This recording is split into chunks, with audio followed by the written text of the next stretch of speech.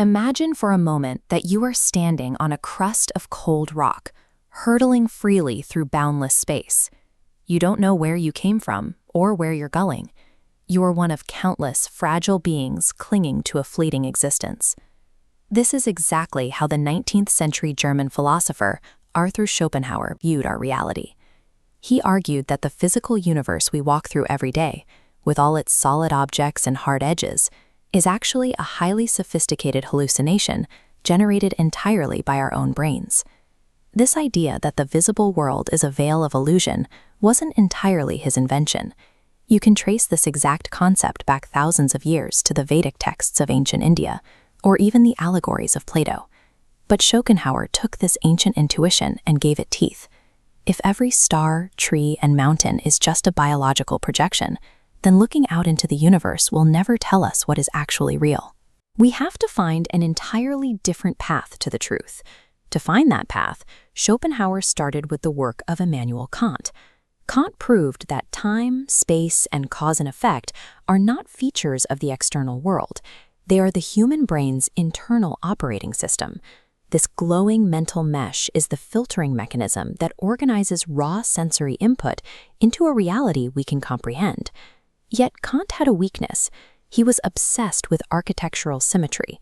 Instead of observing how our minds actually work, he forced the messy, chaotic universe into a perfectly neat, unyielding grid of exactly 12 logical categories. To make this rigid system work, Kant created a logical loophole. He claimed that an unknowable thing in itself existed outside the mind, which caused our internal sensations. But wait, Kant himself had just proved that cause and effect only exists inside the mind. He used a rule from the internal world to explain the external world. Schopenhauer spotted this massive contradiction immediately. He revered Kant, but he refused to let this glaring error stand. He set out to ruthlessly tear down the rigid, symmetrical scaffolding that Kant had bolted onto human consciousness. Even the most brilliant intellectual systems will collapse if their deepest premises are flawed. To truly understand reality, Schopenhauer realized he had to clear the rubble and start from absolute zero. He began with a single, undeniable observation: the world is my idea. A physical object simply cannot exist without a conscious subject there to perceive it. As this diagram shows, the objective universe operates on two inseparable poles. On one side, you have the pure knowing subject, stripped of all its specific thoughts. On the other side, you have raw, formless matter. They are bound together by perception. Now, the standard materialist worldview completely ignores this relationship.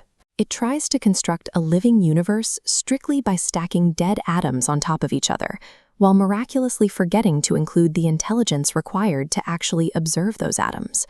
If you delete the observing mind, the matter it perceives vanishes into meaningless static. Because matter and intelligence are locked together as reflections of one another, you can never trace the origin of the universe to physical stuff alone. Matter is conditioned by the mind, which means the ultimate truth of reality is hiding somewhere else entirely. To find that truth, Schopenhauer demands we separate two very different mental processes: the vibrant, direct perception of what we physically experience, and the abstract words and logic we invent to categorize it. We like to think our rational, logical thoughts are our highest faculty, but Schopenhauer argued they are actually clumsy, secondary tools. They are mere outlines that constantly fail to capture the rich, chaotic reality of the physical world around us. He proved this by examining an everyday human reaction that philosophers rarely take seriously: laughter. Schopenhauer's theory of humor is the ultimate biological evidence of our intellect falling short. Take a look at this process. A joke works because our brain forces a rigid, abstract concept to overlap with a fluid, physical perception. When those two things violently clash, our mind registers the logical contradiction, and the resulting friction forces us to laugh. If human logic mapped perfectly onto reality, we would live in a world without punchlines. Our laughter proves that the rational intellect is an incomplete system, incapable of grasping the full picture of existence. So, if looking outward at the stars only reveals a biological illusion, and if our rational logic is a clumsy secondary tool, how are we ever supposed to access the true nature of the universe? Schopenhauer realized the answer is to stop looking out. We have to abandon the physical world, bypass the intellect entirely, and plunge straight down into the core of our own consciousness. Beneath all the rational thought, and far beneath the individual ego, he found a blind, ceaseless, striving energy. He called it the will. This raw urge to exist is the true thing in itself that Kant spent his life searching for. Our memories, our personalities, and our logical deductions are not our true selves.